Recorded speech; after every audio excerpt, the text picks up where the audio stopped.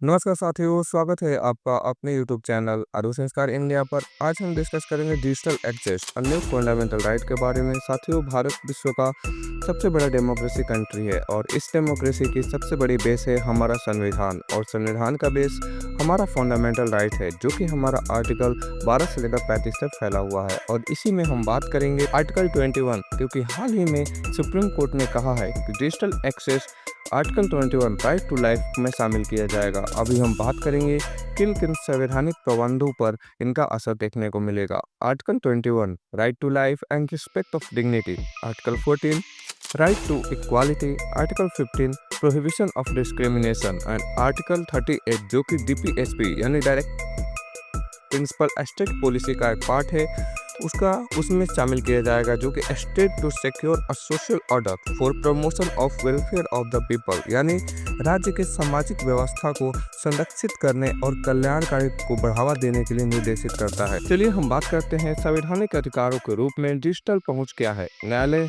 ने कहा कि डिजिटल पहुंच का अधिकार जीवन और स्वतंत्रता के अधिकार का एक सहज घटक है।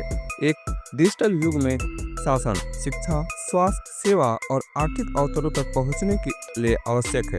वास्तविक समानता का सिद्धांत, जो यह सुनिश्चित करता है कि नीति या औपचारिक समानता से परे विभिन्न आवश्यकताओं को समावेशी करे, अनिवार्य करता है कि डिजिटल परिवर्तन समावेशी और न्याय संगत हो। साथियों, भारत के तीव्र डिजिटल विकास जैसे आधार ऑनलाइन डिजिटल प्लेटफॉर्म को इस बात की अनदेखी नहीं करनी चाहिए कि क्या प्रौद्योगिकी सभी के लिए सुलभ है।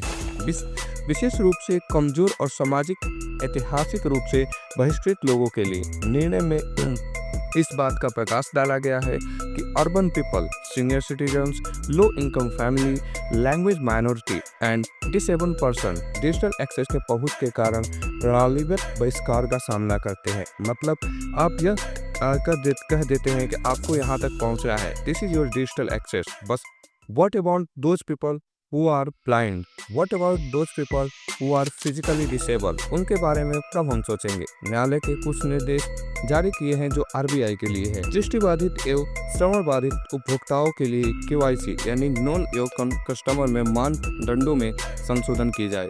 बेल एंड ध्वनि सक्षम और सुलभ डिजिटल इंटरफेस जैसे वैकल्पिक प्रारूप विकसित करना।